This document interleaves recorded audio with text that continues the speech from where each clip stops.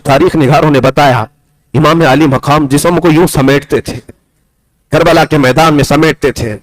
میرے عزیزوں، کسی کی موت کے بعد ہمیں آج لاش کو اٹھانے میں ڈر لگتا ہے، اس باپ نے تو ٹکڑے جمع کیے ہیں، ٹکڑے جمع کیے ہیں، اور اپنے کندھے پر وہ بوجھ اٹھا کر لاتے اور خیمہ پاک کے پاس لاشیں جمع کرتے رہے، گنتے تھے۔ حیرت ہوتی ہے، میں ہزار چاہتا ہوں کہ غم کا اظہار تنہائی میں ہو، مجمع میں نہ ہو، لیکن دل بے قابو ہوتا ہے، کیونکہ رسول اللہ کے اہل بیت سے جو ہماری عقیدتیں جڑی ہیں، ہماری محبتیں جڑی ہیں، مولا حسین کو ہم اپنے نجات کا ذریعہ سمجھتے ہیں، اور ہمارا عقیدہ ان سے وابستہ ہے کہ کل قیامت کے دن وہ ہماری سفارش کریں گے، اس لیے ان کا غم ہلکا نہیں ہوتا ہمارے لیے۔ جب امام حسین ان شہادتوں کو دیکھ رہے تھے، آپ کی بیوی چھوٹے بچے کو لے کر آئی تھی، علی اصغر کو کہا اس کو پانی پلا لائیں، ہو سکتا ہے اس پر رحم کر دیں گے۔ حضرت علی اصغر کو لے جا کر کوفیوں کے سامنے کہا تھا، یہ بچہ تمہارا تو کچھ نہیں بگاڑا، اس سے تمہاری دشمنی نہیں، اس کو پلا دو، اس کی ماں کا دودھ سوکھ گیا ہے، اس کو کچھ پانی مل جائے، 6 ماہ کا ہے۔ کوفیوں کی طرف سے کسی نے تیر چلایا اور سیدھے علی اصغر کے گلے میں آ کر چبھا، وہ بچہ ہچکیاں لیتا ہوا جان آفری کے سپرد کر دیا۔ مولا حسین کے ہاتھوں میں یہ روتا ہوا بچہ چلا گیا۔ امام حسین اس وقت ایک تیکھا جملہ سن رہے تھے، کڑوا جملہ کوفیوں کی طرف سے، مارا تو مارا، لیکن یہ کہا اے حسین تمہارے بیٹے کو ایسا پانی پلائیں گے کہ دوبارہ نہیں مانگے گا۔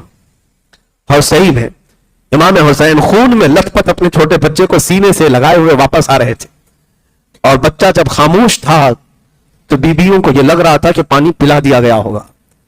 بیوی آگے بڑھ کر پوچھتی ہے بچہ بہت خاموش ہے، پانی پلا دیا گیا؟ امام حسین نے کہا کہ ایسا پلایا کہ اب دوبارہ تجھ سے کبھی پانی نہیں مانگے گا۔ یہ کہہ کر کے جیسے ہی علی اصغر کو اپنی چھاتی سے الگ کر کے دکھایا تو گلا کٹا ہوا ہے، تیر چبا ہوا ہے، حلقوم سے خون رس رہا ہے۔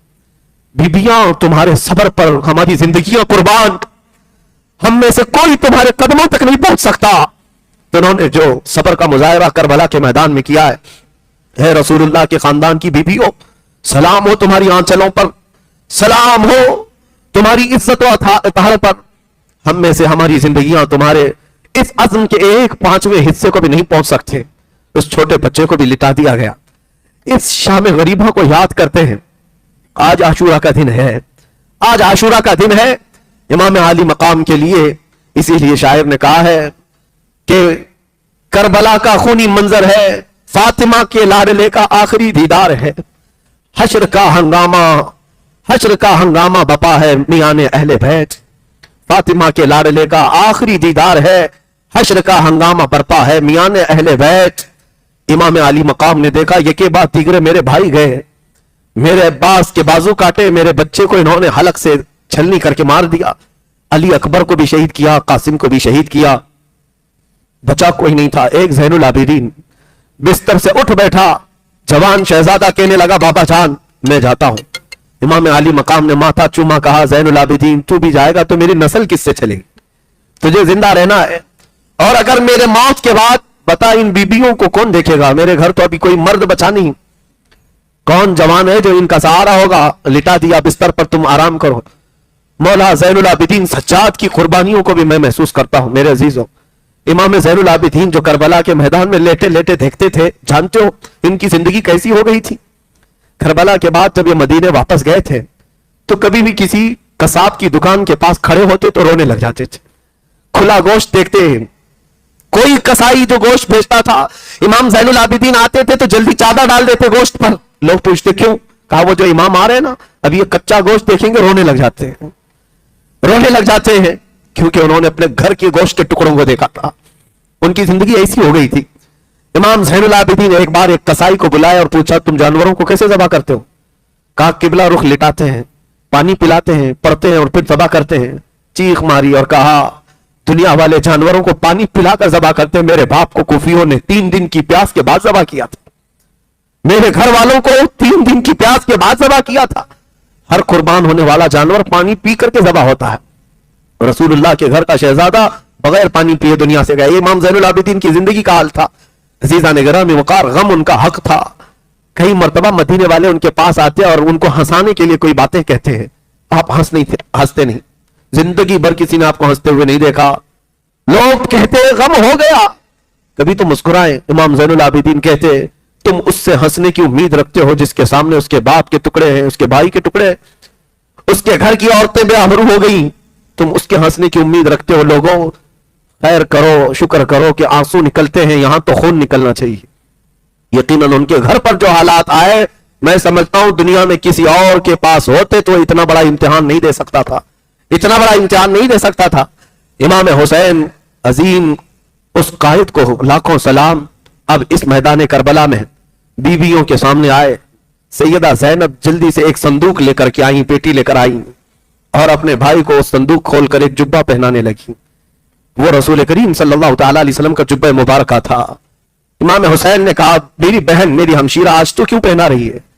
कहा, भाई जान, ये जुब्बा मेरे अम्मा ने दिया था, सैयदा कायनात फातिमा ज़हरा ने दिया था अपनी मौत से 2 दिन पहले, और कहा था बेटी इसको संभाले रखना, मेरा लाडला एक दिन मैदान में उतरेगा, उस वक्त उसके आसपास कोई नहीं होगा, तू अपने हाथ से उसको ये जुब्बा पहनाना, इसलिए कि उसको उसकी मां से बड़ी मोहब्बत है।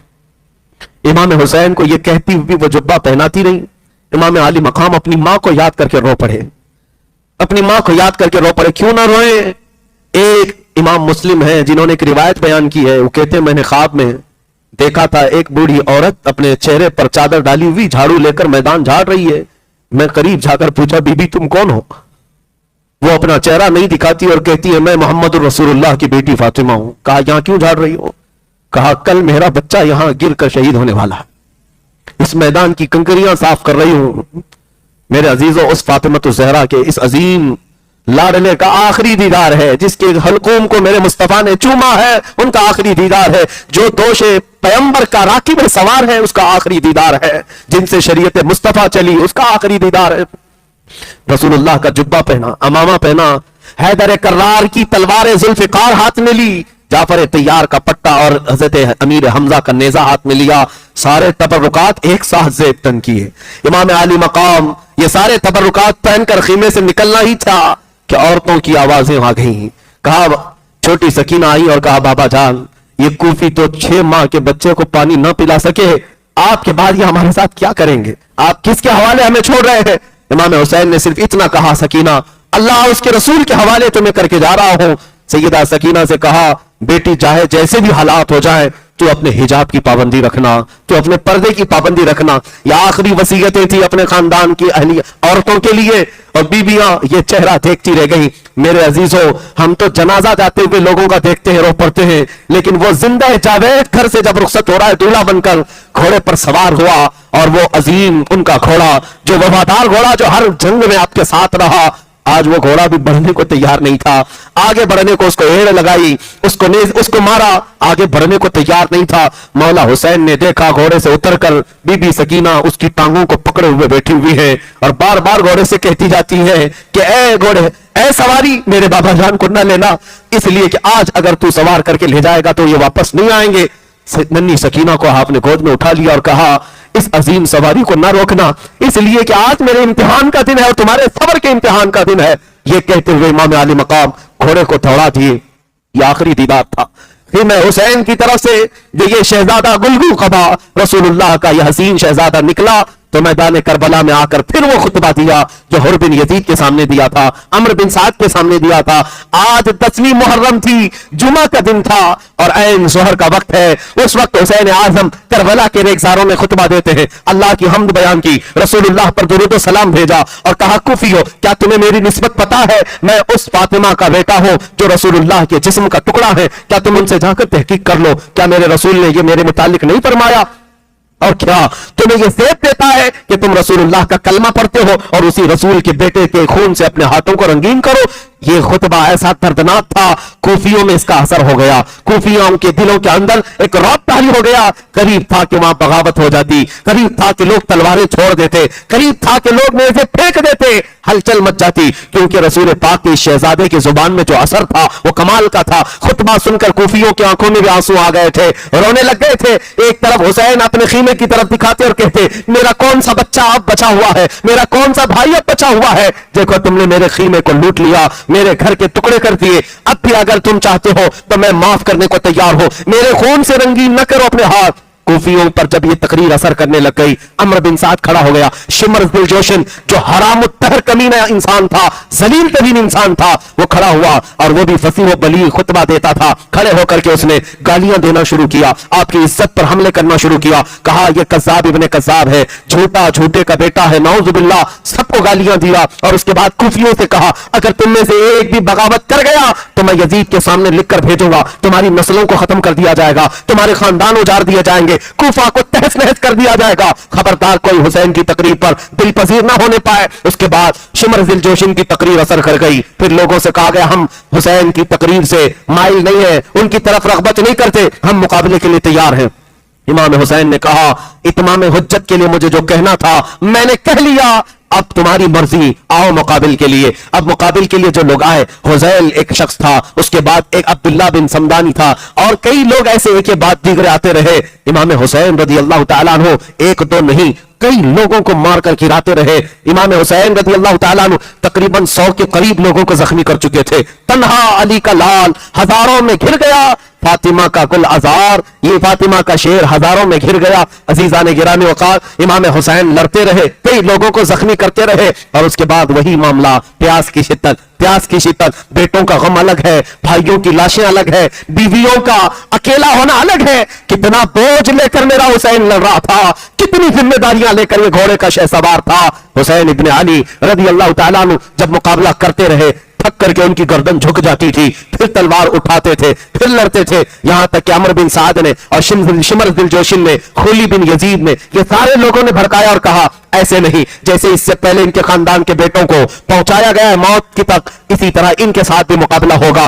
حسین ابن علی کے پاس 200 سواروں کو لایا گیا اور ہر جگہ سے تیر برسایا گیا، کبھی حسین کے جسم پر ادھر سے تیر آئے، ادھر سے تیر آئے، اپنے ڈھال سے بچاتے رہے، یہاں تک کہ تاریخ نگاروں نے بتایا ہے آپ کے جسم مبارک پر 72 تیر لگ گئے تھے، کوئی جسم کا حصہ باقی نہیں تھا، چہرے پر بھی، سینے پر بھی، کندھوں پر بھی، پنڈلیوں پر بھی، رانوں پر بھی، پیٹ پر بھی، پیٹھ پر بھی، ہر جگہ چیروں سے بوچھار، ہر تیر جاتا جسم میں پیوست ہوتا، ہر تیر جاتا جسم میں پیوست ہوتا۔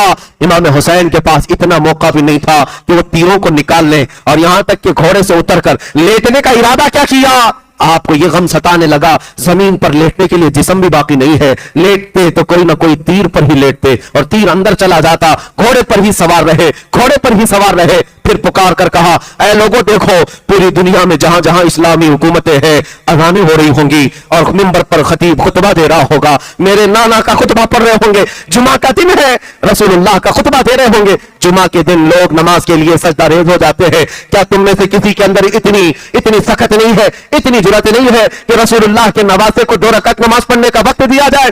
تھوڑی دیر کے لیے ہٹ جاؤ۔ کوفی ہٹ گئے، یہاں تک کہ تلواروں سے جو مقابلہ کرنے والے نامرد گیدڑ تھے قریب آنے کو تیار نہیں تھے، تیروں سے بوچھل کر دیا، چھلنی کر دیا، لیکن قریب آنے کو کوئی تیار نہیں، دور سے تیر پھینک کر کے حملہ کر رہے تھے۔ امام علی مقام ان کے تیروں کی طرف کوئی نظر نہیں فرمائی، اور ان کی طرف نظر انداز کرتے ہوئے گھوڑے سے آپ پہلی مرتبہ اترے تھے، اور میدان کربلا میں نہایت ہی خشوع و خضوع کے ساتھ آپ نے نماز کے لیے رکعت باندھ لی۔ تاریخ میں یہ بتایا گیا چاہے آپ نے نماز کی رکعت کے لیے باندھا ہو یا پھر اللہ کریم کی بارگاہ میں سجدہ کیا ہو، جو بھی ہو عبادت ہی تھی، ان کا قدم قدم وہاں عبادت تھا، ان کا لمحہ لمحہ وہاں عبادت تھا۔ امام علی مقام تھکان سے چور تھے، اس کے بعد جب آپ کا سر سجدے کی طرف گر پڑا، آپ سجدے کی طرف گرے، خولی بن یزید، شمر ذی الجوشن دنیا کے بدترین لوگ تھے، قریب آئے، ایک شخص نے آپ کی پیٹھ پر پاؤں رکھا، دوسرے نے آپ کی گردن پر تلوار رکھ کر کے آپ کی گردن مبارکہ کو جسم سے الگ کر دیا۔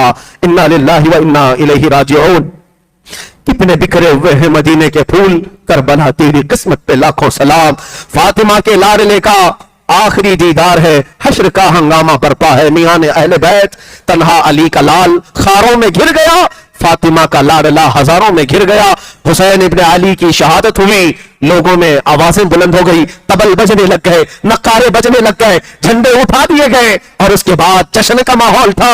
ادھر سے بیبیاں یہ کہتی رہ گئی، سکینہ کہتی رہ گئی باب آخری مرتبہ ایک ہی بار دیکھ سکے۔ اب اس کے بعد میدان کربلا کی حالت یہ تھی، حسین صبح سے لاشیں اٹھا رہے تھے، ایک حسین کی لاش اٹھانے والا کوئی جوان نہیں تھا، وہ لاش مبارکہ وہیں پڑی رہ گئی، اور جس میں اقدس کربلا کے میدان میں ویسی رہ گیا۔ کوفی یزیدی اتنی بھی اپنے اندر اخلاقی جرات نہیں رکھتے تھے کہ لاش کو اٹھا کر کے رکھ دیا جائے۔ میدان کربلا میں بکھری ہوئی لاشوں پر وہ گھوڑے دوڑاتے ہوئے اپنی سمت نکلتے رہے، اپنے اور جاتے رہے، اور حسین ابن علی کی شہادت کے بعد آسمان رنگین ہو گیا ہوگا۔ اس سورج نے آج تک ایسا واقعہ دیکھا نہیں ہوگا، زمین خون بہا چکی ہوگی، اور پھر کربلا کے میدان سے یہ پیغام رہتی دنیا تک پہنچایا جائے گا کہ ظالم کتوں نے حملہ کر کے میرے نبی کے گھرانے کو کاٹ تو دیا، لیکن اے کتوں بتاؤ تمہارے یزید نام کا کوئی بچہ بھی دنیا میں ملتا ہو تو لا کر کھڑا کرو، لیکن نہ لا سکو گے نہ یزید کی ذریت، نہ اس کی اولاد، نہ اس کا نام۔ ہاں اگر گلی کوچے میں کہیں پر بھی جاؤ گے تو حسین نام کا ہر بچہ ہمارے محلے میں نظر آئے گا۔ اسی کو شاعر نے کہا ہے، قتل حسین اصل میں مرگ یزید ہے، اسلام زندہ ہوتا ہے ہر کربلا کے بعد۔ سلام تربت حسین پر، تو نہ رہتا تو نہ رہ جاتی